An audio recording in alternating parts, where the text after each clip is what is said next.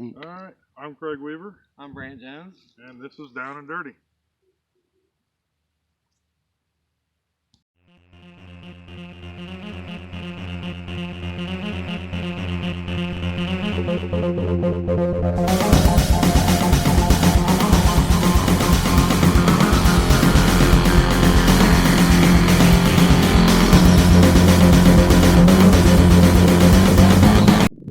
Alright gang, as you can see, we're not in our normal place. We're out here in the field today doing a little special on-location shot. Today we're talking about ethics in metal detecting. Very, very important topic. What do you think, Brent? Yeah, I think it's probably one of the most important things. You know, if you don't have ethics, you're not going to be hunting long, and you're going to ruin it for a lot of other people. So instead of just reciting the ethics code that metal detecting have, you can find that anywhere. Just go over to Google or any place will have that. We're just to talk about some personal ethics as far as the way we do things at the Indiana Dirt Detectives. One of our main things is always having permission from the landowner before we even attempt to go on a property. I know this is a personal interest to Brant due to an issue he had a while back. And that's the thing, and it's not just having landowner permission. It's also having permission from the person who has the permission. This is a prime example. This is one of Brant's spots that he has gotten permission for, and Laura and I are out here with him today, and it would not be cool for us just to come out here during the day one time when he's not with us. That's something you just don't do. And that's happened to not just me, but I mean a lot of people, and it gets under your skin. And you know, like me, I've got 30,000 acres of permission. Somebody does that to me, they're not going with me again. So absolutely, and it's a good way to lose a permission. Yeah. Just some stranger out there in the field, that farmer comes by, they're not going to be happy. Yeah. So, and I guess really secondly is taking care of the permission you have. Even though we're out here in the field, we've dug several spots out here. Every hole has been filled back in. Yeah. And whatever we have found is in our pouch. Exactly. So. And you know, stuff like this. This is a big hunk of iron we found. It's not real comfortable to carry this around in my pouch, but it's important for me to take this out of here. It could pop a tire, or it's just good to take this kind of stuff out of here. Clean the ground up as you're going. Yep. Everybody finds crap like this, and this is the stuff you just want to pull out. My pouch is pretty heavy with junk already. I know Brant's is probably too. Yep. And it's just something you need to do. Don't just assume that somebody else is going to pick it up. Yeah. No, that's not good. And that goes for anything, field hunting, or you're in a park. You're going to find probably a lot of aluminum cans, pieces of aluminum trash, and things like that other people have left there. Don't just leave it. Pick it up, take it out with you. You can recycle it yourself, maybe even make a few bucks along the way, but yeah. you're helping out. Well, a few years ago, me and my son, we collect our scrap from the fields, and we had enough brass that I bought him a brand new .22 rifle. So that's just from scrap. Exactly. So there's something in it for you if you're doing this. Yeah. I mean, any kind of metal is recyclable. You know, you go to your local junkyard and they're going to buy it no matter what it is, whether it's old scrap iron, aluminum, brass, you name it. Gold rings. Yeah, exactly. Yeah, we'll buy your gold rings. Don't worry. So, I think the other main thing is something else we'll get into with Josh when he does his clip, but it's also being a good ambassador for the hobby. Yeah. You don't want to be somebody who's getting into trouble out here on these fields, causing problems, so on and so forth, because you're not being a good ambassador for the hobby. We've had a rough go of it. I mean, as a hobby itself. Yes. You know, the whole community has gotten a bad rap from time to time, and it's usually because of one or two knuckleheads out there as they're doing stuff they shouldn't be doing. Yeah. So always be a good ambassador for the hobby. Somebody stops to talk to you, take the time to talk to them. Yeah, it only takes a few minutes. Yeah, just chat them up, and it might turn out for you. They might end up giving you permission for one of their places. Actually, that's happened to us several times. Yeah, exactly. It has. And not only that, it just shows, you know, some people are just interested. Some people are watching out for the farmer. Yeah. So don't hide what you're doing. Just go over there, hey, how you doing? Well, we're out here metal detecting. You know, we've got so-and-so's permission and all that. Just make sure you're friendly, you're informative, and all that. You don't have to tell them what you found or anything like that. You just have to make sure that they're aware of what's going on. So, and that just, like I said, and that goes for everything. Even in your, I think in your social media, things like that, be a good ambassador for the hobby. Yep. Somebody asks you a question on Facebook, answer the question. Don't be a smart butt about it. There's no reason for that. We were all new at one point. Yeah, we all started off at, at the same spot. We didn't know a daggone thing. Exactly. We all had questions. Having questions and getting those questions answered is vital. Nothing I hate worse than to see somebody getting rude with somebody who's brand new on there when there's absolutely no point in it. So that's going to about do it for that topic today. We're going to kick it over to Josh over there at CT Relic Digger. I want to give him a big congratulations. He just hit 500 subscribers on his YouTube channel. He just did a great big giveaway. A lot of nice stuff he gave away to one lucky person that commented on that video. It's a great job, Josh. Keep up the good work. We're glad to have you with us. So we'll go over and see what Josh is up to.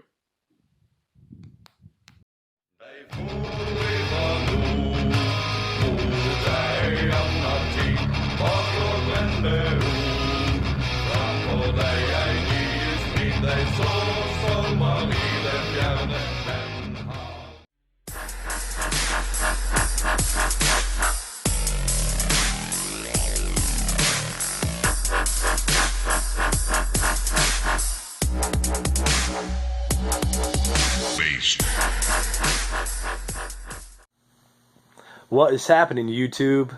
Thank you very much, Indiana Dirt Detectives. It's Josh, CT Relic Digger, representing the East Coast, USA, for Down and Dirty. Man, spring is coming here quick. I can't wait. Anyway, this week's topic is ethics. Very important word, very underrated. My view on ethics is that everyone's different. So just develop a code of ethics that you believe in and stick to it.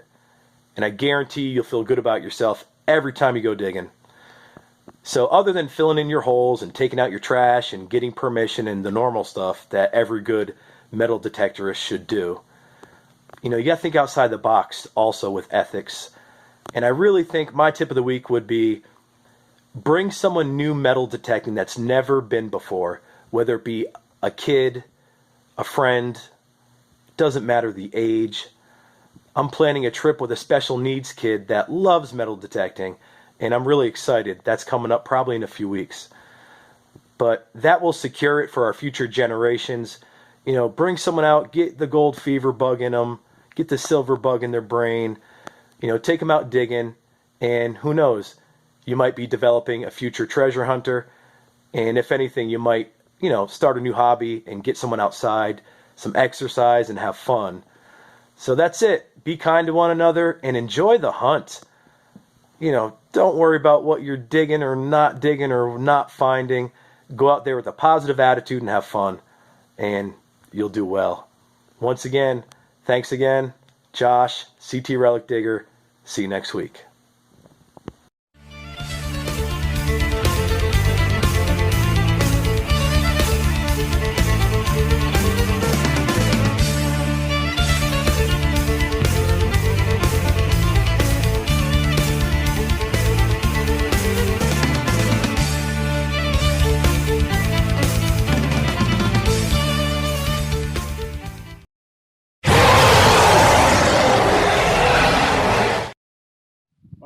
As promised, we are featuring our new shovel, Yeti Diggers.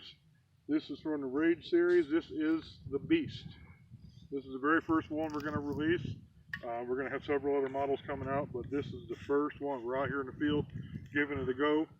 The Beast They're model, dirty. They are dirty. We've done a lot of digging with them so far, and they're holding up great. Yeah. They really are. The Beast model is our biggest model so far. You see, this is a 36-inch long shovel from the top of the handle to the tip of the blade. That's designed for those of us who like to have a little bit more space. I'm a little bit taller. It's nice not to have to bend over so much. One thing that's unique for ours, for the Yeti Diggers, is the extra wide blade. The Beast features a 7-inch wide blade, V'd in the middle, with a nice foot pad up here for you to be able to get it down in the dirt really easily, something that a lot of shovels don't have. Super sharp on the ends, cuts right through most anything. I tried it out in my yard in some root areas, and it sliced right through. Absolutely sliced right through. Another nice feature is the handle. Went with an 8-inch wide, 8-inch long handle on these. That way you can use it single-handed or two-handed. And I've got big hands, and both my hands grab a hold of that thing just right. So that's what we're looking at with it. Overall, I'm thinking this is going to be a great product. I'm sure everybody's going to love them to death once they get their hands on them. We're working on towards next month. They're going to be released to the public. These shovels, a big concern was the weight for some people. And the Yeti Digger Beast is 3.7 pounds, which is very comparable to a lot of the other ones. Even I can hold this thing up with one hand. And, you know, he's kind of getting old. That's right. So, but that's also, you can take into consideration, this is a 36-inch long shovel. We're going to offer the Kaiju model, which is going to be the 31-inch model, similar to some of them that we use on the show from time to time. So look for that. But right now, like I said, we're really pleased with this design, this model. We're going to continue to use it today as we're digging. So we'll see you next time.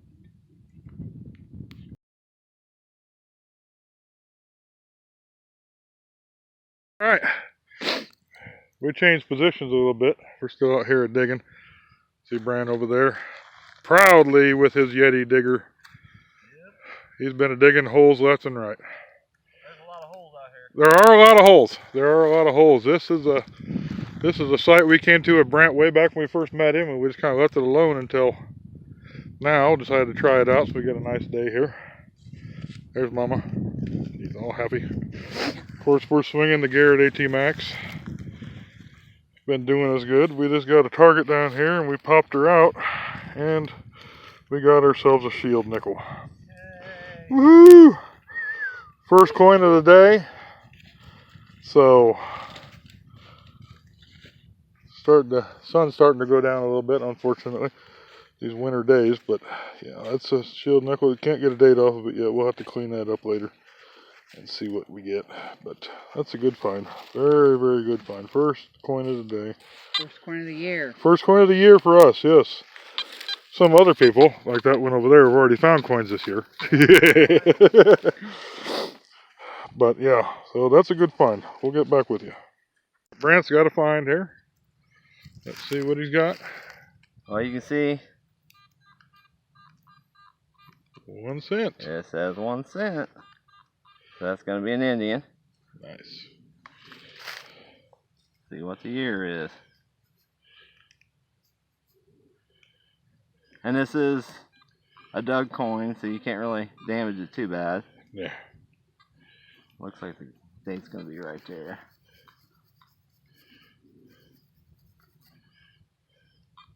It's an 1881. 1881. Very nice. Very nice. Second coin of the day. Yeah, not bad. That's about the second coin in the last few minutes. Yeah, we've done. I think we found a good spot here. Well, this is probably a good time for the coin corner. I think so. And let's do it on the Indian head penny. Why not? The Indian head penny, the very first ones that were made, were in 1859. They made them until 1909, I believe. I think it's 9, isn't it? Halfway through 9. Yeah, halfway through 9. The early Indians, 1859 until the middle of 1864, are called fatties. The reason they're called fatties is because they're about 1.5 times as thick as a normal one, and they're a little bit different. They're a different composite, and they hit a lot lower. So, I mean, when you're out in the fields or wherever, make sure you dig the. It's a medium tone. It's not a high tone or a low tone, but it's a medium tone. So make sure you dig those, because those could be a fat Indian, and those are very, very good. Exactly. So now, what is on the front of an Indian head penny, Brant? these are called an Indian head penny, but it is actually Lady Liberty and an Indian headdress. So that's what it is. Very good. And for all you who might be sensitive, you can call them overweight Native Americans. Yes, But, you can. Yes, you can. So, all right. There goes Coin Corner. Okay, we're on another find. This one without a metal detector. This is Mama's find here. This was sticking right up out of the ground, and that is a big beauty. Big beauty. That thing is just huge, and it's broken, so I mean it was a lot bigger than that to begin with. But yeah, what do you think of that one, Brent? Holy crap. That is a monster. That would have been a beautiful hole. That's huge. Yeah. That is a big one. That's awesome. Great find. Very nice. That's our second arrowhead of the day, I might point out. So that was good. Very good. Yeah, that's a great. very nice find. Keep your eyes open when you're out in these fields. You just never know what's going to be laying there. Got some beautiful edge work. Yeah. Yeah, we'll clean that up and we'll show you a picture of that. That's awesome. Very nice. We're done for today. Sun's starting to go down here. We're about ready to get dark here real quick. So we had a good day overall though. We'll start over here with Brant and see what he yanked out.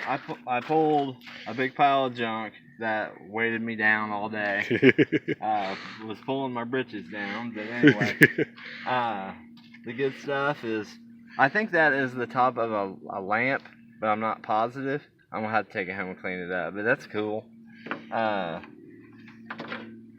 This is a crotal bell, and they come out of the same hole together. So I mean, it's obviously the same one. So a spoon, that's pretty thick.